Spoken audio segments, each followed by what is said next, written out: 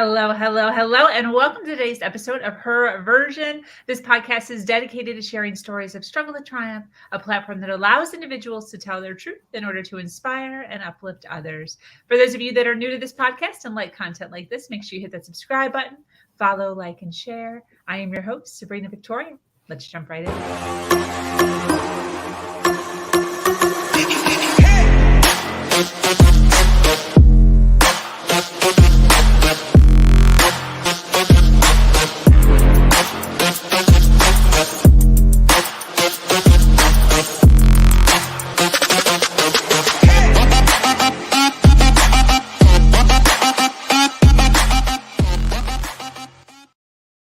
Hello, and thank you for joining us on this episode of Her Version. The Her Version platform is built on storytelling and the understanding that many times our greatest learning experiences come from listening to other people's stories. Today, I'm speaking with an amazing woman, one of my favorites, Miss Maureen Scanlon. Maureen has graced the Her Version stage so many times and always shows up with so much knowledge and fun. She is a relationship expert and author of My Dog is My Relationship Coach. She believes that whether you are dating, married, or growing in a new relationship, how you view yourself and your needs must be your priority. Today, we are diving deep into the dating world and speaking directly to the ladies and men out there that can't seem to find the high quality partner that they need and they want. Welcome, Maureen. How are you? Oh my God! Hello. Bump, bump, bump, bump, bump. Your intro always gets me going. It's like you can't not get your juices flowing with that intro. But I'm so happy to be here. We were discussing beforehand how Sabrina fills my love tank, and every time I talk to her, it's like, okay, I'm full again, and then I can go out and give more to more people, but I got to fill myself with Sabrina. So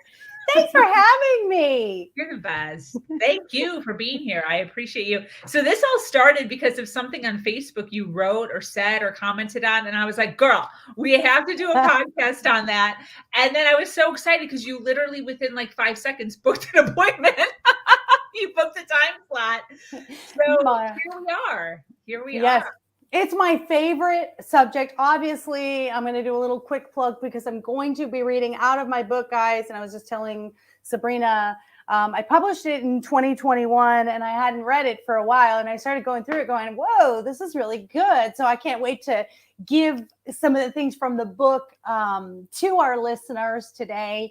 And it's my favorite subject because hello, there's one thing in life we've all done, had a relationship and had more than likely a bad one. You know, most of us have had one, whether you were a teenager when you first started dating or you've been divorced. And so it's the most common thread we all have. I like that. That is so true. So before we jump in, I want to just ask a qualifier. Because the title that I put on this is something about quality, like quality person, quality man, quality spouse, whatever I put on there. And which I like my title. I didn't want to change my title, but then I'm kind of like, what does this whole quality thing mean exactly? Because I think a lot of times as a person, we get caught up in like quality versus perfection because nobody's really perfect.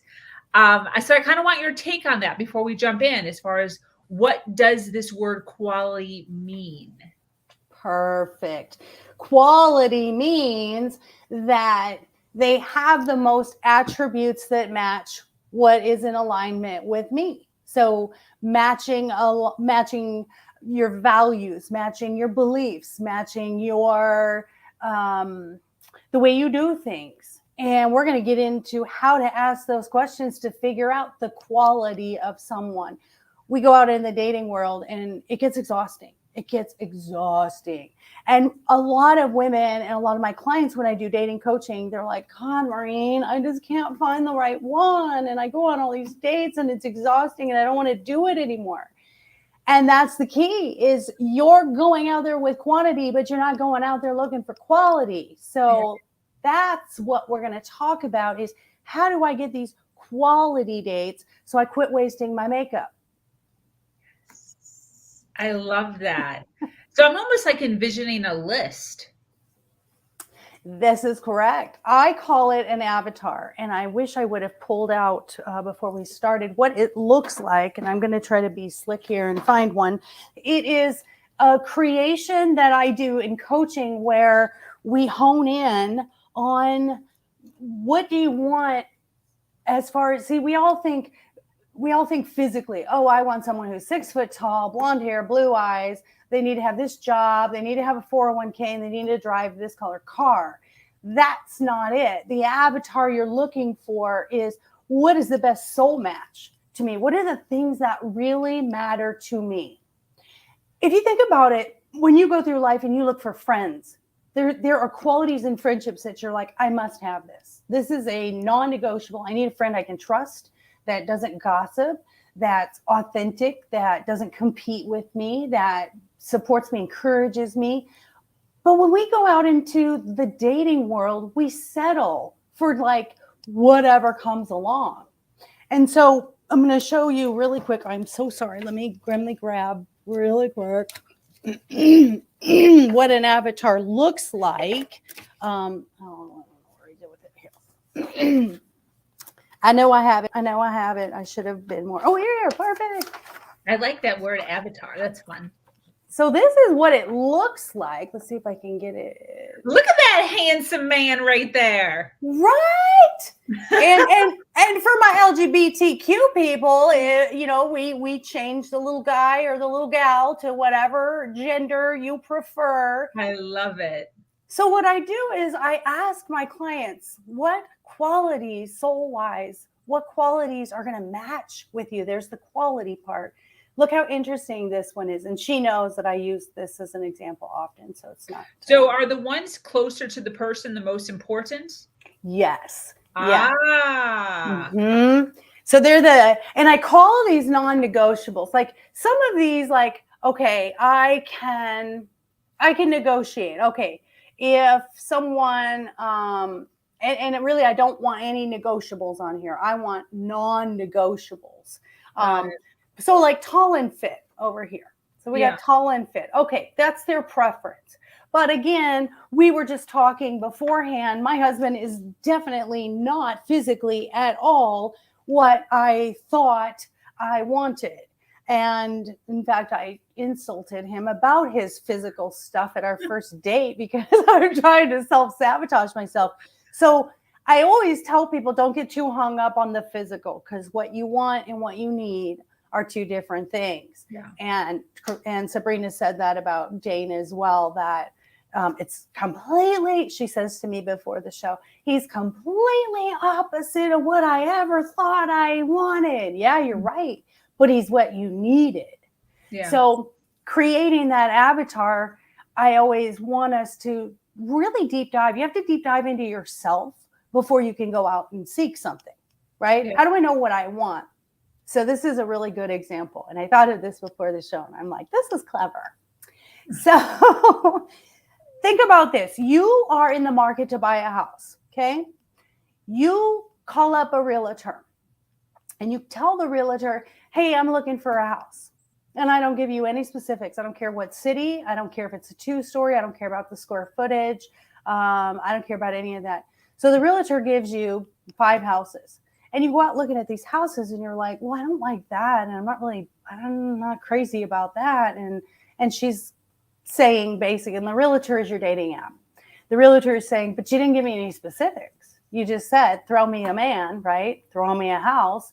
So scenario 1, you didn't ask for anything specific. Scenario 2, you say, oh, okay, let me regroup. Okay, I need a 2-story house. And I don't know. Well, let's just see how it works out. I want a 2-story house in this state. Okay, you're a little more specific, but not that specific. So she's like, okay, here's a couple of houses. You go look at the house. Think of your dates as an open house. You go out, you look at these houses, and you're like, oh, well, I'm going to have to rip up the carpet. I'm going to have to remodel this. This is a fixer-upper. This isn't the mortgage payment I wanted. Fixer-uppers. See where I'm going with this? Yeah. You're getting what you asked for. So that's scenario 2. And then, if you settle, if you're like, yeah, I guess that's okay. You're saying, I want to buy a house. I don't really care what mortgage payment it is. Just throw me a mortgage payment. And then all of a sudden they're like, it's this mortgage payment. And you're like, oh, wait, I didn't sign up for that. Well, you didn't ask for anything different. So you're getting what you took. You're settling for what we're giving you. Wow. Best case scenario, number 3, you tell the realtor, I want this city. I want something that's completely fixed up, ready to move in, and I want it this square feet. This is the specific payment I want for my mortgage. And the realtor gives you 2 or 3 options, and they're out there going, hey, I really like this. This fits really well for me. Ooh, I walk into a house, and I think houses are like picking mates anyway. You just feel it. I walked into my house 16, 17 years ago and went, oh, this is where I have to be. So I think going with that gut instinct of just, I feel really good in this house. Yeah. Same thing when you go on those dates. So be specific. I don't know why people are so, as humans, we are so diligent about our money, but we're not diligent about our hearts. Yeah. We're like, we kind of settle like for whatever comes along. Okay. You wouldn't go to a car dealership and say, because you go back and forth the negotiation, and you wouldn't be like, whatever payment works, we'll see what happens later on. No, like walk in there saying, this is specifically the payment that I want. Yeah, 100%. So when it comes to, so I'm in a lot of Facebook groups, single mom Facebook groups, narcissistic Facebook groups. And every once in a while, probably once a week, there's some crazy post that goes up of a woman who is very upset that she's alone with her children, single mom, afraid to date, always dating narcissists, whatever it is. And there's this, and this has been around since like I was 15. You could probably say the same thing since you were 15. This whole thought of all the good ones are gone. And it's so interesting to me because it's like, no matter when I went into the dating world several times throughout my life, there was always good men. I don't know. So I don't know what these people are talking about, but I feel really bad for them. So what do you think it's, maybe I had somewhat of a list? I mean, obviously I fell into some pretty bad arms a couple of times because of my past is abuse. However, which my story is actually interesting because I actually met really nice men. Like I think back and I'm like, wow, but ran away from them. Like didn't stay with them, went back to like my abuser. Really weird. So maybe we can get into that. But what's your thought on there's no more good men out there, no more good mates, no more good spouses? Where does that come from? That's funny that you say that. I did a stand-up routine one time. It was just kind of a bucket list. I want to do a stand-up comedy routine, and I did it. And one of the things it was about dating in your 40s, because of course, I was in a shit show of relationships until my 40s. And I remember one of the things I said was, dating in your 40s is like picking the least bruised apple out of the dumpster. And I think everybody has that mentality. When you have that mentality, it's saying to you, that's because you're not attracting the thing you want yet because you don't view yourself as worthy of the good ones yet. And you, like me, I was always, there's this silly thing that we did in our youth, and it's like the bad boys. Like I always wanted the challenge.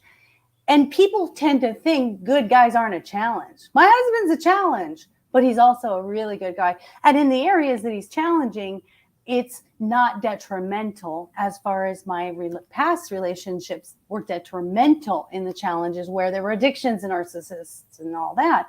But my husband's challenging in that we have different views on organization. We don't even like talk about the garage because, if I move one thing, he knows I moved it. So there are good men left. The problem is what you have to recognize is in yourself is what am I attracting and what am I screening? My girlfriends used to say when I was single, how do you always get such good dates? And I did, like you. I got great men. And I used to say, you're great. You're just not great for me. But I'm happy that I got to meet you. One of the roadblocks or limiting beliefs, I have a client who's in that mind space of, I'm tired of being alone. I'm tired of going on these dates. I'm frustrated with what I'm getting. And every time I go on a date, I just keep thinking, oh, it's not going to end up being what I want. And I said, well, that's your first problem. You're going out with the mindset that is probably not going to work out. Or you're going out with the mindset of this needs to be the one.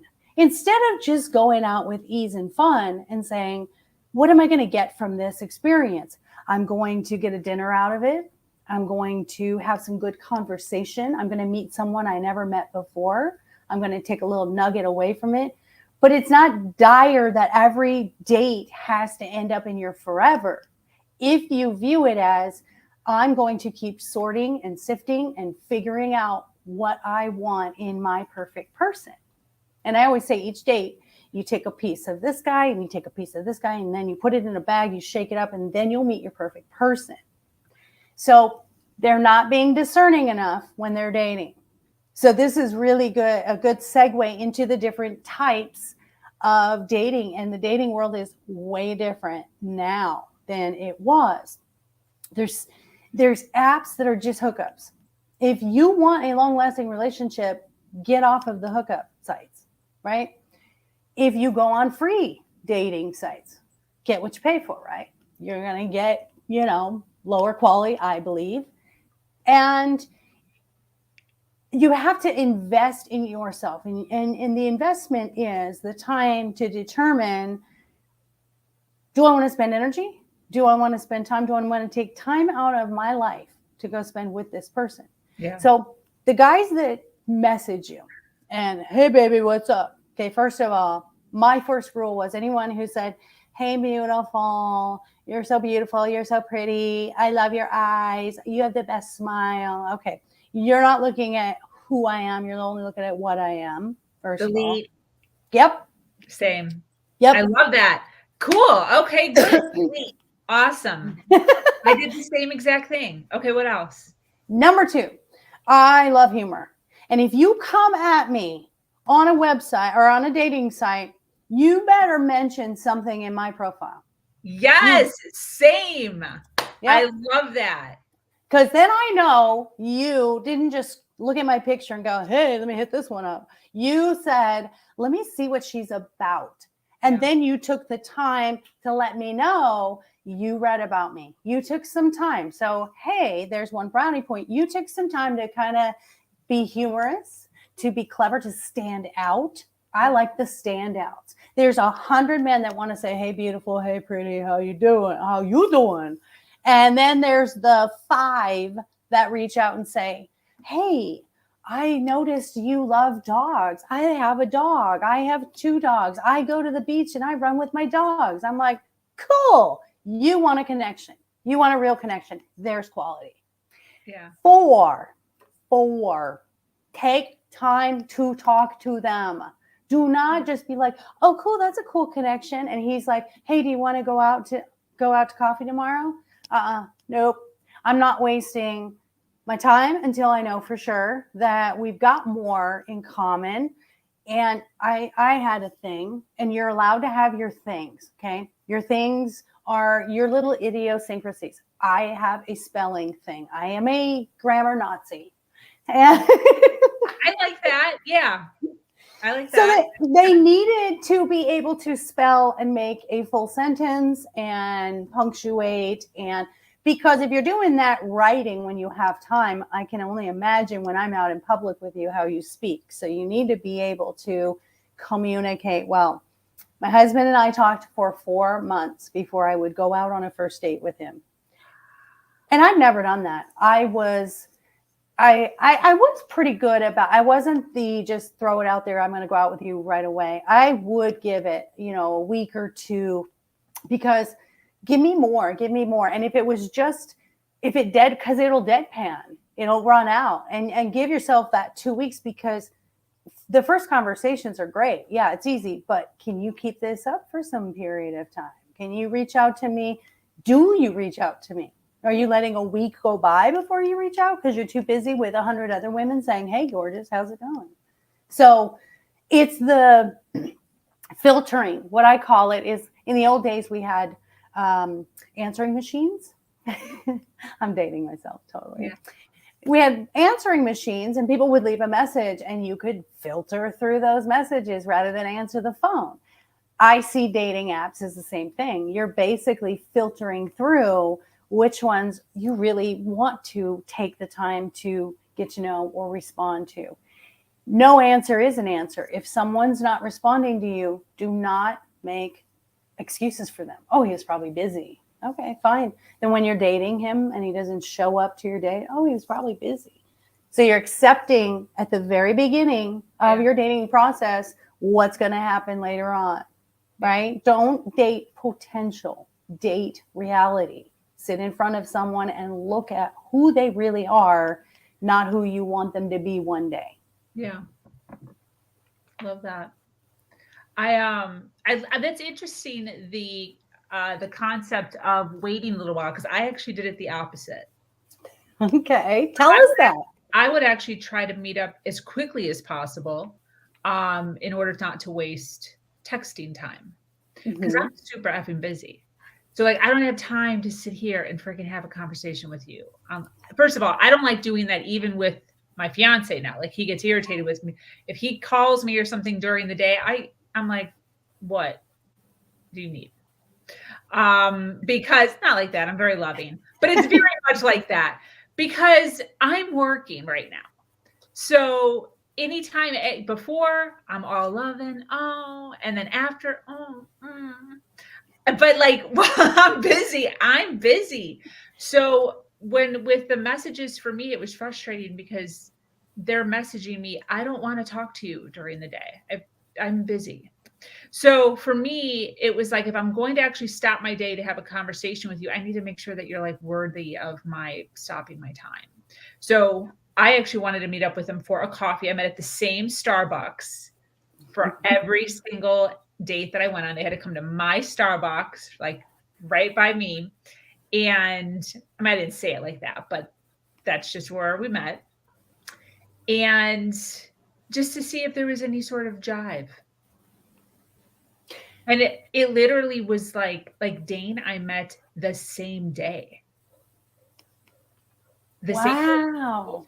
So he actually the day after. So he messaged me. I did not message him back because he didn't fit my physical avatar. But I messaged him just like, whatever. He was kind of funny in his thing that he wrote me.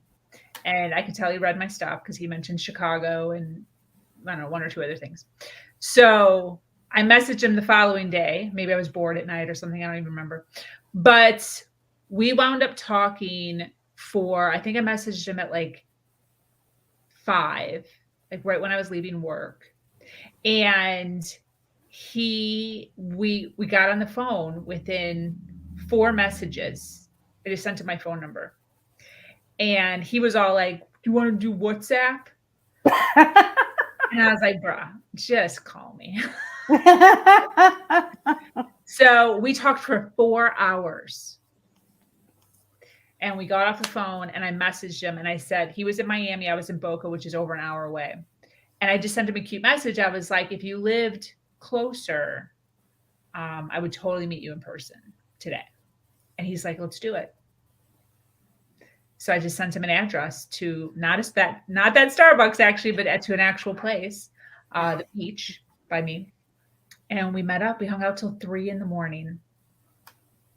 And then we literally did not spend one single day apart for like over a year from the day we met. Isn't that crazy? But I did that with all my dates, with all of them. They all within a day or 2 of meeting, maybe 4 days tops. I would just want to meet up with them. Just like, what is going on? Is this like good or is this not good? So that's interesting though. I actually understand that concept as far as waiting a couple weeks. That actually makes sense. But the difference is, Sabrina, is you hopped on a phone call for 4 hours. That's different.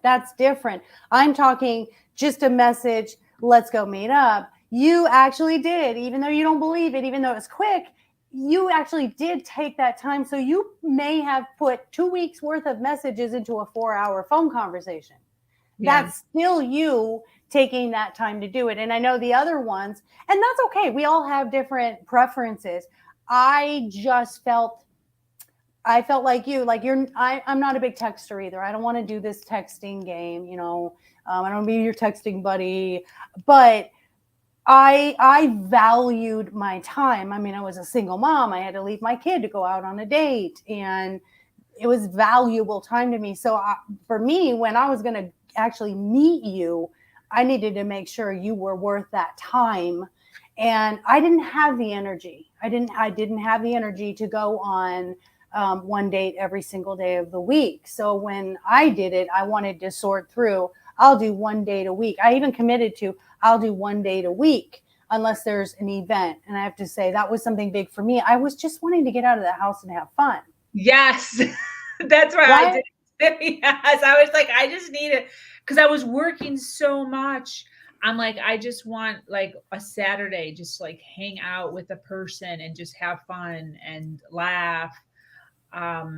So it made wasting my makeup a lot less hard, because hey, I got in a game, I got a basketball game in there, I got a football game in there, or I went to a restaurant I've been wanting to try. And setting what your boundaries are. I think for me, that was the big thing, was I had the bar finally that I could go out. And so the lady that you're talking about that says, oh my gosh, there's just these guys, there's no good ones left. Well, because you're not setting that bar before you go out, then you're receiving what you are expecting. So if you're expecting, and I'll tell you this, and this may be old fashioned, but to me, it's one of those qualities that are important. The man needs to pay. That was just my thing. Like, I want to be treated like a woman. I want to be respected, and I want to be, my love language is receiving gifts. So for me, I dated a lot of cheapskates, and I took care of all the men in my life. They weren't working and I supported them. So for me, it was a absolute non-negotiable. You need to be a generous man. My first date with my husband, when we had dinner, he said, do you want some wine? I said, yeah, I would love some wine. He orders the bottle. So for me, as small as that is, that's for me a big deal, because I'm like, wow. And he even had it corked for me before we left, and he handed it to me, and we were ordering, and and he hates this word, I'm a big foodie. I love food, and when I look at a menu, I'm like, I want one of everything. I'm not the salad girl. I'm definitely not the salad girl, especially on a date when I'm getting a free meal. Heck no. Give me that steak, man. Give me that lobster. So we were ordering, we were looking at the menu, and he said, well, what do you like? And I said, well, this looks really good, but this looks really good. And he goes, why don't we get both of them and share it? And I'm like, woo, mic drop. Okay, you're in. Full bottle of wine. You'll share your food with me. You were willing to try stuff. So when you go out on these dates, those are the things I want you to look for. We always say, oh, well, not, everybody's not going to like the same food I like, or they're different in this way. They don't like wine, or they don't drink. It's like you have to look at the longevity, like long term. Are you going to be okay with that for a long time?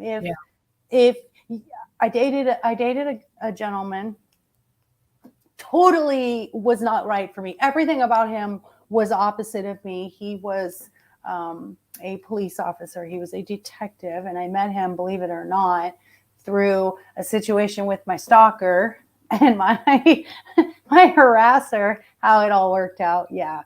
Nothing shady, but it was after he had to close my case from my stalker, and we had to meet in person, and we met in person, and we talked, and then we started dating. He called me after. He's like, hey, would you like to get together? But we were completely opposite ends of the spectrum, and he was very picky about his food. I would make him breakfast, and he didn't like butter on his toast. And I remember telling my friend at the time, I was like, he doesn't like butter on his toast. And she's like, oh my gosh, Maureen, really? What are you making such a big deal about? And I'm like, I don't know, but that doesn't sit well with me. So I think as women, we question ourselves, like, oh, I should overlook that he doesn't like butter on his toast. No, because I connected with my husband who wanted to order 2 of the things I wanted on the menu and share it with me. And it was joyful and it was fun. That's the connection. It's more than just the food and the toast or whatever. So don't be afraid to ask. Don't be afraid to be really specific about what you want. Yeah. So what's your thought process as far as dating apps? When you're talking to a client, is there anything else besides dating apps? There is. In fact, in my book, shameless plug. In my book, I actually write down, I have a list of places that you can meet people. And here's a list of places to go out, because it is kind of limited. I remember my dad telling me, why do you have to be on the dating apps? And I'm like, Dad, what do you want me to do? Troll Home Depot? And he's like, yes. And he was like, well, yeah. And I'm like, it doesn't work that way, Dad. This is not 1940 where you go to the grocery store and meet at the local market. It doesn't work like that, Dad.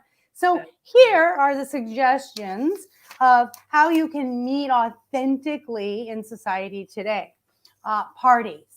Get out there. Go be social with your friends. Go hang out with your friends. You don't know that a friend of a friend of a friend is going to be invited, and you might be a connection. Get out there physically. Now that we're post-COVID, you have opportunities to go have fun. Go to a party. Second, networking events. You know, if you're really about your work and you want someone who's in a mindset of growth and success, you know, you're not going to meet your husband, no offense to homeless people, but you're not going to meet your husband serving, you know, the homeless. If you want someone who is in the same realm as you business-wise. Okay. Oh, that's interesting. Okay. And that wasn't derogatory toward homeless. I'm just saying, go where you want to meet the people that are your best match. Got it. Number 3 is my favorite one that I suggest to every client. Meet up. Dana and I were just talking about that this morning. Think about Meetup. The reason that Meetup is wonderful. Thanks, April. I love that. Meetup is great because there's not pressure. It's not dating. You're getting together with people who are like-minded, right? They're willing to get out, put themselves out there. You're getting together with people who have a shared interest. So go join a hiking group. Go join a crochet group. I don't care what it is. Now there's no pressure. It's like, I'm going to go do what I love, and I'm going to be in the space where it will be so authentic with the other people that are there. So we're in the same vibration, the same mental space. Number 4, book clubs. Book clubs are great. I realized my parents used to say that I kept dumbing down. And what I realized with my husband, when I finally met my husband, is that I was never intellectually stimulated with the past relationships. Yeah. And when I met my husband, he made me think. He was interesting. Our first date, he gives me statistics. So he moves from Denver to Arizona, and we had met before he moved. And that was another reason. I was like, yeah, when you get here, we'll see. So I was like, I'm not doing this long distance thing. He moves from Denver to Phoenix. I'm here in the Phoenix area. And at dinner, he gives me the statistics. He goes, I think I've dated every eligible woman in Denver. And I'm like, really? And he breaks it down. He's an engineer, and math is his thing. He breaks it down, and he's like, okay, there's X amount of people in Denver. Half of those are married. Okay. Half of those are single. Okay. So half of those single people are LGBTQ. So, I'm not, I'm hetero. So of those half, they're not, either half of them are not in my area. So we're drilling down. So there's like 30 women in my area that are eligible. And Maureen, I've dated about 30 women in the last 2 years. So it was cute how he did it. I just sat there like, that's the coolest thing ever that you just did right there. I was like, so intellectually stimulating people. Go to a book club. They're intellects. They have a deeper desire for life and meaning, right, of life. Hobby clubs. If you like, it's sort of like the meetups, but there's clubs. So on Facebook, I tell my clients all the time, go to Facebook. I have one client that I'm coaching. I think he's 30, and he loves classic cars. And I said, go to a classic car show. You don't know, you'll find a woman there. If you like tattoos, go to a tattoo convention. Like the thing that you love, and you want a mutual connection with someone. This old, opposites attract. That's old school. We need more. Compatibility is underrated. We need more people that are interested in the things that we're interested in, because it gives more conversation. Then we have more things we can do together. Yoga and retreats, healthy things. If you like spirituality, go take a weekend retreat. There's going to be men and women there. It's going to be everyone. The gym. I know a lot of people do not like gyms and don't like being hit on in the gym. But there are opportunities at the gym. I personally did not like going to a gym, and I did not like being hit on in a gym. But if you're into fitness, which I was not, I was only there because I hated the fact that I needed to lose weight. I wasn't there to be a weightlifter or a bodybuilder, for gosh sakes. But, there are people at gyms, and there's organizations, and there's classes. Take a bike class at the gym. I don't even know what I'm talking about. A bike class, whatever they call it. Spin class. That's how bad. I was a spin instructor for like 5 years. There you go. Yeah, I didn't want to pay for a membership, so I took spin every day. So I just asked, I was like, how do I get certified to be a spin instructor? And they're like, you just take this little 1-day class for like 5 hours. They teach you all the things, and then we can hire you. I'm like, are you serious? So I just became a certified spin instructor. So I, instead of sitting in the class, I just taught the class, and I got the membership for free, and just was still doing my one class a day. Genius. That is genius financial advice right there. I don't know that I could go that far with it. I think what I would do is I would do like the reverse Zumba. I would do I'd be the worst Zumba instructor, where you can just come and dance like a toddler. I would, that's what I would be good at that. Just be you, like the Lucy and Ethel, when they tried doing the dance. Yes. If you've ever seen that one, that would be me. And then the last one is work events. If you have work events, don't shy away from them, because you could meet people again. Don't dip your pen in company ink. I don't always advise dating people at work. That's just my thought process. But if your company is really big, you could date someone in a totally different.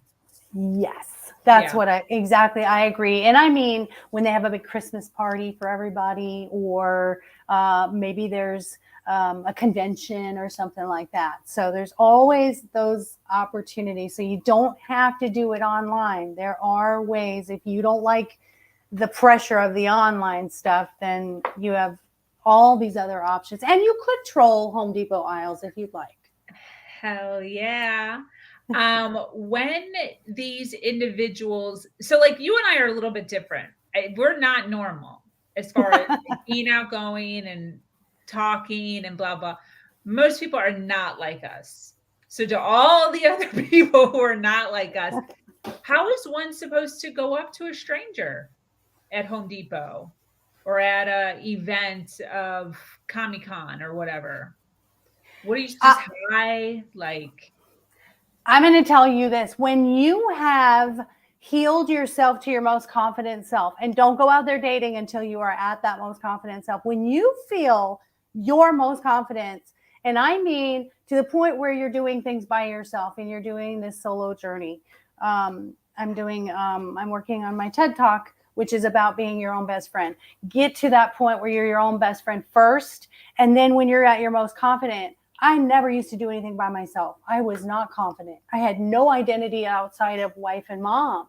And then when I got divorced, I was like, the kids are going to their dad's and I don't know what to do. And I was so uncomfortable. I went and sat at a coffee shop with a book like this, hiding behind it, looking at everybody, thinking, oh my God, they're judging me. Oh my gosh, they must think I'm such a loser. Oh, they probably think like I'm the most unlovable woman on the planet. So I wasn't at my best. I wasn't at my most confident.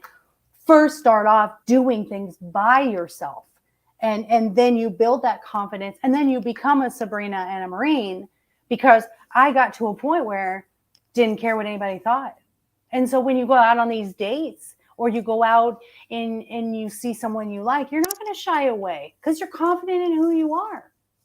The one thing every single guy said to me on every single date, dang, Maureen, you're a breath of fresh air. You are so honest. Yeah. Yeah. Because I threw it out there. No holds barred. And then let's get to, what do we ask on these dates to really dig down to finding out who this person is, so I don't have to go on 5 dates to figure out he's a narcissist or he's selfish. So we're going to get to those questions, but that really is, when you're out and about, if you're confident, throw it out there. What's the worst thing that can happen? Okay, they say no, or they're married, or they're whatever. Open the conversation with something that's situational. And this is something in dating that I teach, how to initiate conversation. So it's called piggyback.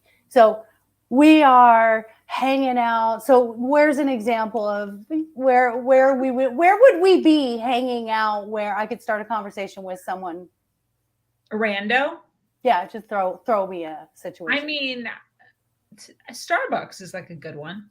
Perfect. Usually business type people, sort of. Yep. You assume they have some sort of job if they're at Starbucks. Well, and the thing with Starbucks that bothers me is that everybody is in their sonder. So everybody's in their bubble. Everyone's just doing their thing, and they're on their laptop, and no one's being interactive. So okay. So something different? I want something where you're in a crowd. I want something where there's a lot of people and a lot of opportunity. It's hard to sit at Starbucks. I'm doing my thing. You're doing your thing. I don't really want to bother you because you might be working or on a call. So I'm glad we addressed that. So if I'm in the grocery store. Okay. And let's do a grocery store. Actually, that's a good one, because I just gave that advice to a client of mine. She's like, I don't ever go anywhere. And I said, the grocery store? I'm like, you're telling me you've never seen an attractive man at the grocery store before? So let's do that. Completely. I have been in a grocery store, and this as well, I was married, so I'm not pursuing anything, but I'm saying if I were single, I'm in a grocery store, and this has happened to me. I'm doing my grocery shopping, which is very rare because I don't like grocery shopping. My husband does all the shopping now, thank goodness.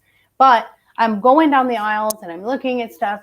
I had a guy next to me, and there was something at the top shelf, and I was like, oh my gosh, short girl problems. Can you grab that for me? And he grabbed it for me. So I'm doing a little flirty flirt, right? And I really wasn't, because I was married. I was serious. But this is a good single woman's tactic. Can you grab that for me? It's on the top shelf. Sure, no problem. And then we're walking around and I'm shopping some more, and I pass him again, and I say something humorous like, just because you're tall doesn't mean I need you to now babysit me and see if I need something from every shelf.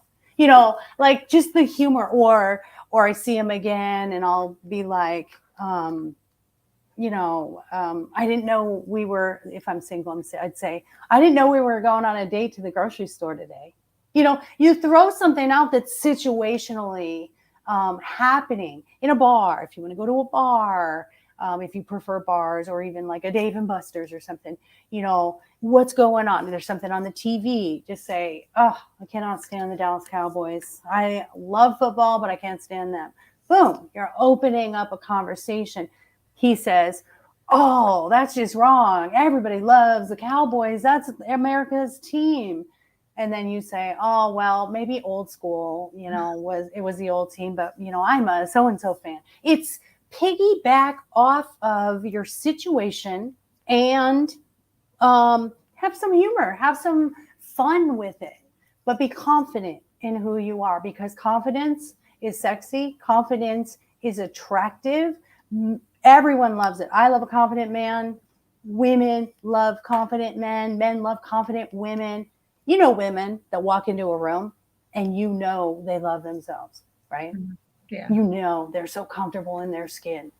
Determined to be that woman. Just be comfortable with who you are, and accepting yourself first eliminates you going out on dates looking for someone else's approval and validation. When you start coaching somebody, let's say for dating, do you do or do you insist on them working on themselves before doing anything regarding dating? How do you approach that? 1,000,000%. 1,000,000%. You cannot be damaged and go out and look for a healthy relationship, right? If you don't value yourself, you can't find someone that's going to value you. So yes. So come to me and they're just getting out of a relationship. I have a rule: no dating for a year. No dating for a year, because I want you to take a soul journey by yourself, like yourself. I didn't know how to be comfortable being by myself. Obviously, that coffee shop, I'm like, oh, this is terrible. So being comfortable being with yourself and enjoying your own company is first. Second, we got to dig down to what happened in this relationship that you were in that didn't work. Or if you're single, what's going on about my belief system that's preventing me from attracting the thing that I want? And why don't I think I deserve it? That's a big thing. Body dysmorphia is a big thing. If you don't physically accept yourself, you certainly can't mentally accept yourself. So we got to work on your self-image. How do I feel about how I look? And I'll make people stand with no clothes on in front of a mirror every day and tell themselves something good about their body if they have body dysmorphia. I love that. That's actually a really good idea. A really good idea. So why do you consider your dog your relationship coach? Let's talk about your book. I love you. So when I dated, so I've been divorced twice, and I was dating, and then the next two long-term relationships were dysfunctional. They were just terrible. And I finally had to look at myself and go, damn, Maureen, there's a million dysfunctional relationships or dysfunctional men out there. The only common denomination is you. You're doing something that keeps attracting these types of relationships. And so I determined to do what I just told everybody: don't date for a year. Sit back and really evaluate yourself. Journal. Why do you feel this way? What happened? What do you identify that you're repeating? A cycle. And I'm sitting there it was about 2 years. And my dogs were with me. And they were nice. I'm just sitting there eating my Ben and Jerry's and crying. I'm so worthless. Nobody loves me. I'm home on a Saturday night watching Ghost Adventures. So they were my wake-up call. It was, I don't know, something clicked, and I looked at them and I thought, they don't stress about anything. They don't care about the small things. Don't sweat the small things. It's all small things. And in their eyes, it was all small things. And as I watched and just sort of integrated their unconditional love for me, for each other, for themselves, their joy in just, I'm going to take a nap when I want. I'm going to chase a ball when I want. I'm going to lick my butt when I want. And it was like this integration of, I want to be that. I want to love myself like my dog loves themselves. And I just started writing down chapters. I just started writing down, hey, Brody did this today, or Jade, my Chihuahua, Brody has this little sore on his nose. It's been there forever and it's fine. We've had it tested to the vet, but it's just this little open sore. And Jade will go up to him every single day while he's laying there and lick his nose. And he'll let her lick his nose, and then he'll okay, I'm done now. But she makes sure she takes care of him, and he lets her know, I'll let you take care of me. But then when I'm done, I need you to go away. And so those were the examples of how I started writing the book. Wow. And then using all of, my experiences and friends that were going through it. My best friend at the time had been single for many, many years. She wanted a relationship and she just wasn't confident. And then I learned about all the new things. So I have to do this with you. And I didn't know any of this. And you probably don't either, because now that we're in relationships, this is all new stuff. So in this new age of electronic meetups, here are some interesting terms that have been designated about the status of a dating relationship according to some online sites. Okay. The first one is called kitten fishing. Do you know what that is? I know, I didn't either. So it's like catfishing, but while catfishing is more about wholly misrepresenting yourself, kitten fishing is a little less serious. Think of it as stretching the truth a little bit, but not egregiously. So like just lying.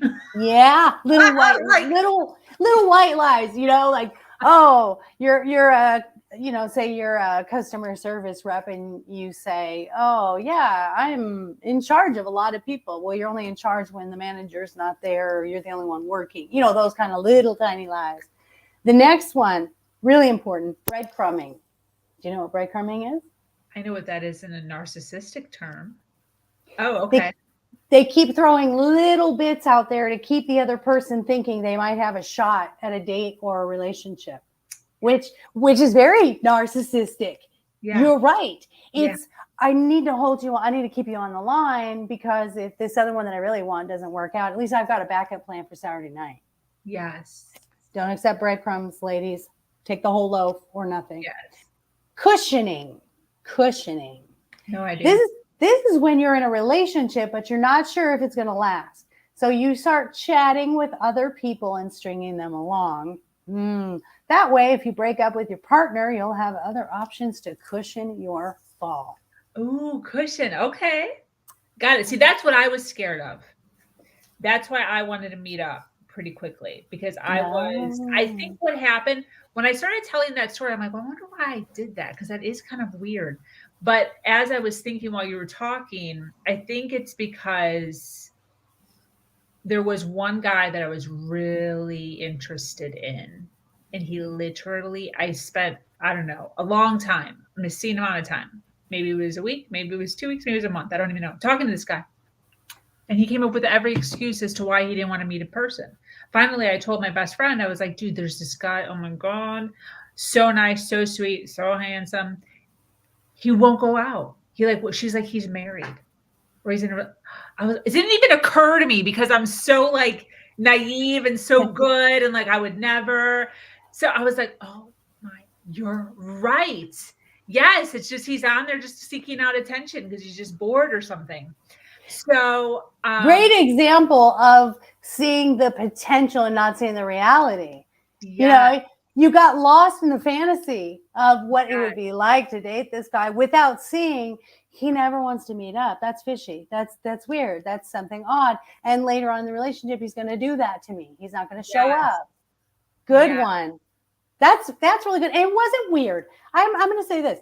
We all have different ways of doing things. My way is not the one size fits all. I love that you did it the way you did, because you had a shoot your shot mentality. You're like, hey, if I like this guy, I'm going to go for it. I'm just going to go for it. I'm not going to waste any time. And I want to know now. I just want to go for it, and we'll see what happens. And I was like, I'm exhausted. I don't have the energy. I value every minute I have away from my kids. So I'm going to have to do this. And it worked for both of us. It worked for both of us doing it. What's interesting is that you said with Dane, you went somewhere different. And so isn't that the definition of non-insanity? Is not doing the same thing and getting different results. Yes. So funny how that worked out. Yes. This one I really like, and I think women do this a lot. They let men sort of non-committally hang on, and you don't know where it's going. You didn't clarify at the beginning, what do we both expect out of this, with a timeline? Like, do you want to be married in a year? Do you think it's okay to be engaged for 9 years? So I call it 3 and out. After 3 months of dating, which is about time for the honeymoon period to wear off and people's true colors to start shining through, people usually decide whether to continue or to break up. I have always said, give it 90 days. 90 days has been the marker for every relationship that I've had. For some reason, at that 90-day mark, it was like, whoa, something happened. And you're like, woof, didn't see that in the last 90 days. 90-day marker, guys. Gals, I'm telling you right now, do a little experiment. Date a guy for 90 days and see at that 90-day mark if you want to continue. Vampiring. This is interesting. Vampiring. Going out with someone, usually in the same field of work, to see if you can suck contacts or job prospects from them. This is also known as a milk date, where you're milking the person for recommendations, advice, or connections. It's considered an easy and unethical way of trying to get your foot in the door in a chosen industry. I've actually heard of that. Wow. But I didn't know that's what it was called. But I have actually totally heard of that. Yeah. Wow. Isn't that crazy? I really view it that way, though. I do, because I think you need to separate work and personal. I totally get it. Yeah. If you're combining it and all you're trying to do is try to get something from someone, you're being disrespectful to them as a person. You know, you're not being transparent about what you want. Be transparent. If you want to if you want to contact for their work, say, hey, can we get together and have coffee? I would love some contacts or some references from you. Be upfront. Be honest. Why do we beat around the bush when we got to come up with vampiring and milking? Ghosting. We all know what ghosting is. Yeah. Right? I've done some ghosting in my life. I think we all have. No, I know we all have. Like, I just don't have the energy to confront why I don't want to go out with you again. I would say, for the most part, I gained most of my confidence by being able to not ghost. And I'm going to give you guys advice in dating. I would, if I were at a date and I knew I was not going to see this person again, rather than faking it through the day and being like, yeah, I'll take your number. I'll contact you later. And then ghosting. I felt it was much better. And it was hard at times because some guys were like, what do you mean? We can't. Well, I want to see you. I would say, you know what? I think you're a great person. I don't think we're a good fit. No one can argue with that. You can't tell me you're a good fit for me if I say you're not a good fit for me. Yeah. So it wasn't like I was insulting you, and I also wasn't stringing you along, and I also wasn't going to ghost you. And I felt integrity was important when I was dating, to be respectful to someone. I don't want to leave someone hanging. And I also would say I would rather you go out and seek someone that you have a potential with, because for us, this just isn't something that feels right for me.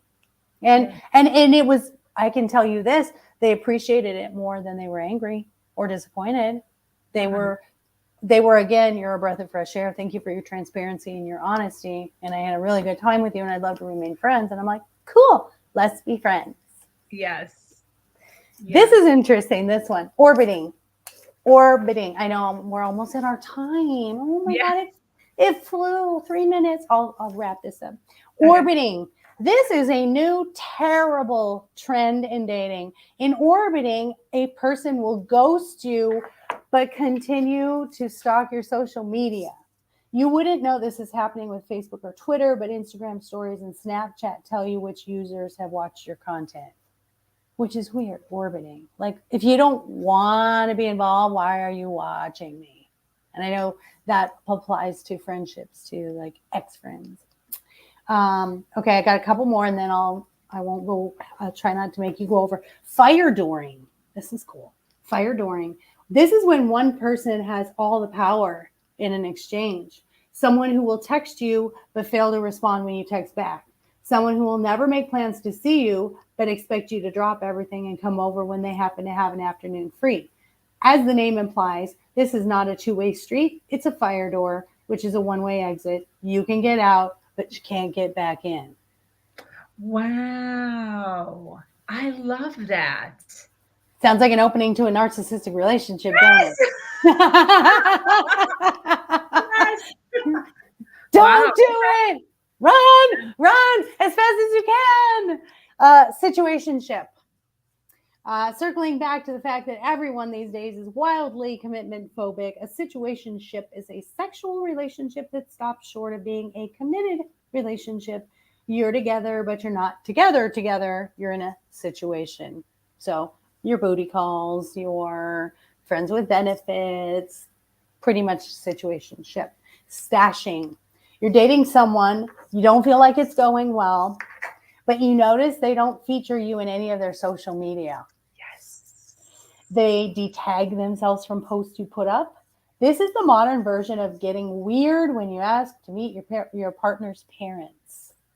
The person you're... And I don't understand it at all. Right?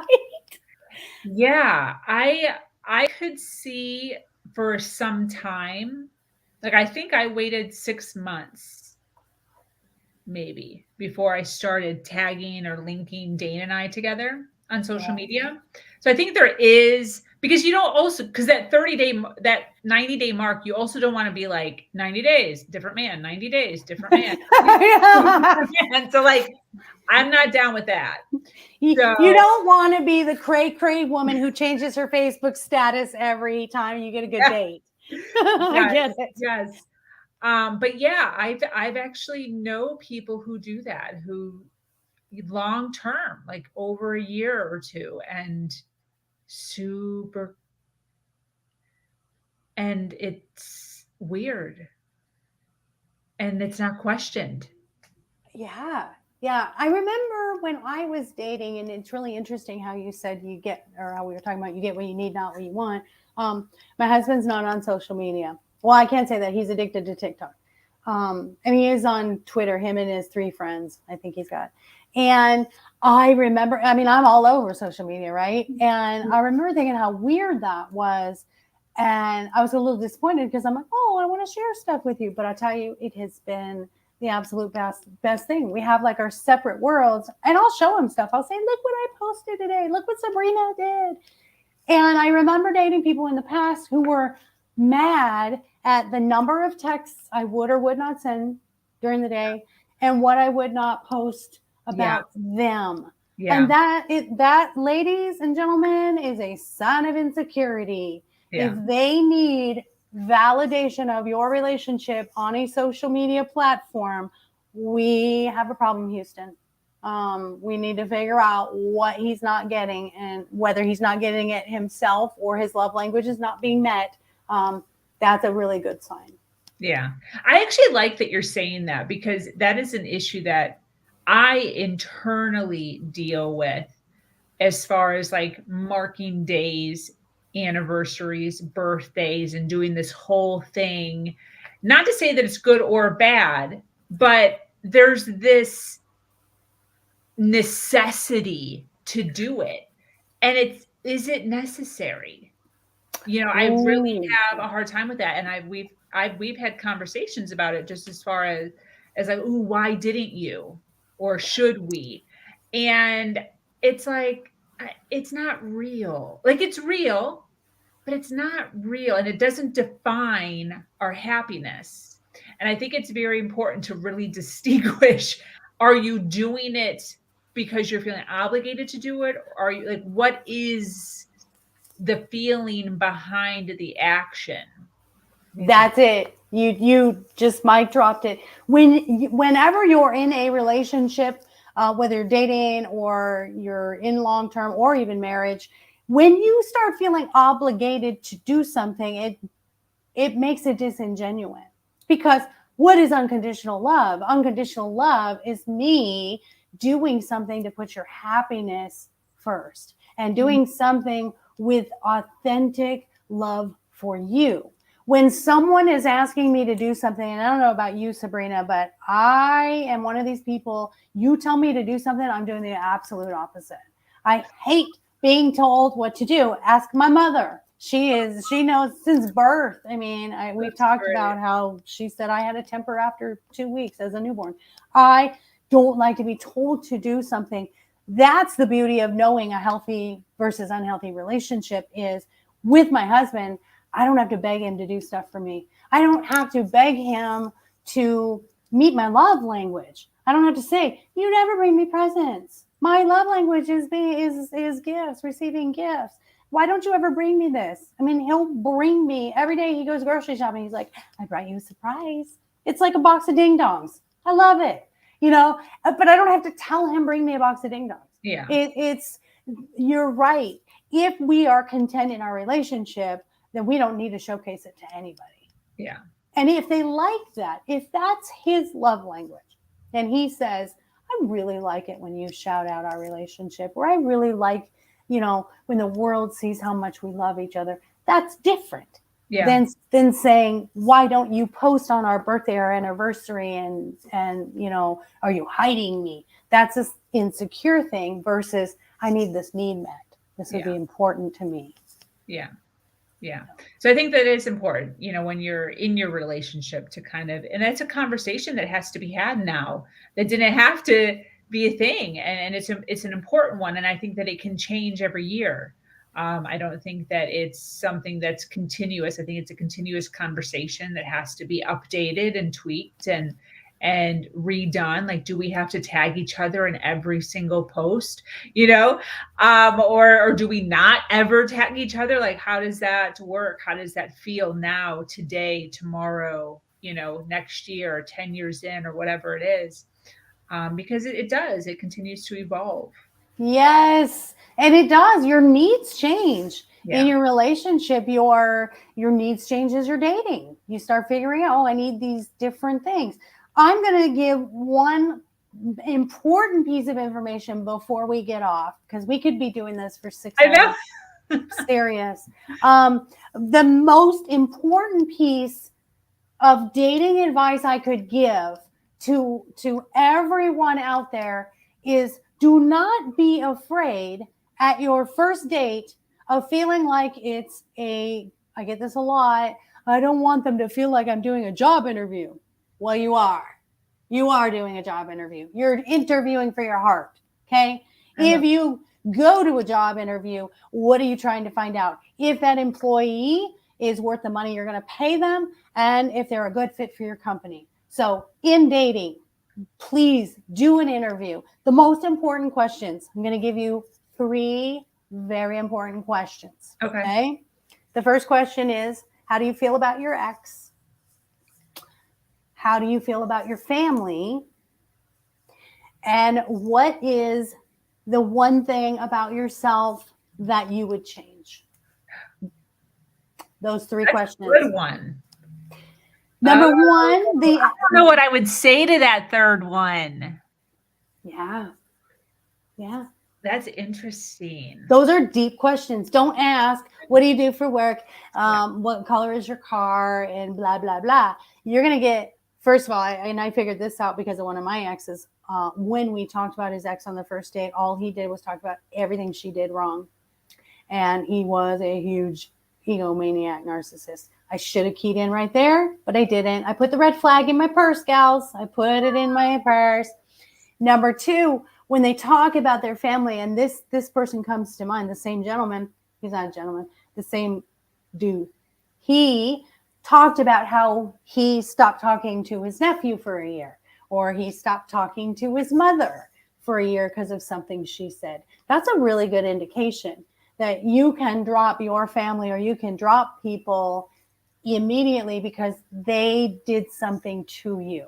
That's a really good gaslighting, blaming mentality. So if they say, I love my family, I am estranged, and I've tried to make this relationship work, and I would really love to fix this relationship with him, and I'm doing everything I can, and I really hope one day it'll be better. That's different, as opposed to, and with the ex, when they tell you their ex did all these things to them, their ex was horrible, their ex blah, blah, blah, instead of saying, you know what, we both made a lot of mistakes, and I should have blah, blah, blah, and she, realized blah, blah, blah. I learned that from my husband. The way he talked about his ex and the relationship he has with his ex-wife is beautiful. Him and I, and this is a cool little side note, my husband and I, and his ex-wife is a lesbian. she discovered that, that really was her true identity. And she's got a wife. She's been with her for 20 years. We all stayed in a cabin together with his son last year, the four of us, and just had a blast. We went to his, not the cabin, the three of us stayed in the cabin. Her wife wasn't there, but his son's college graduation, we all got an Airbnb and stayed together. That's healthy, right? That's what you want to look for with the exes. And then the one thing that you want to change about yourself when if they say finances or they say jobs, that's not what you're looking for. You want to see them do some self-awareness and some deep discovery of something soul-wise that they want to change. I love that. Fantastic. Yay. So your website is right above your head area, lifecoachmaureen.com. Where can people find you on social media? Where are you most present? I am most present on Facebook. Facebook at Maureen Nelson Scanlon, as well as Life Coach Maureen on Facebook. I am on Instagram and Twitter at Scanlon Life on Twitter. Can't remember my Insta. Oh, it's maureen.scanlon.lifecoach. Thank you. And I do have a mindfulness and positivity group on Facebook that every day you can have some type of inspiration and positive thing on social media if you need it, so it's not all negative. Yeah. And then don't forget to go get the book. Amazon, Barnes & Noble, everywhere you find books. My website has a link to buy the book too. I love it. Thank you so much. I so appreciate you being here. That was so much fun. I could have talked to you for like another 2 hours. I know. And almost did. Yes, if you resonated with Maureen and all the goodness she shared, make sure you check out her website / social media. We love to connect people here on this platform in order to continue to rise. Thank you so much for everyone who is listening live and hanging out with us right here, right now. Anyone listening on the replay, make sure you hashtag replay so that we know that you were here and we can send you some love. This community is expanding every single day and is filled with people who are striving to do better than they did yesterday. For those of you that are new to this podcast and like content like this, make sure you hit that subscribe button, follow, like, and share. If you have an amazing story to share of struggle to triumph, be sure to reach out to me here or at herversion.life. I am your host, Sabrina Victoria, and I'm so grateful to be here sharing a platform that encourages people to share their truth and inspire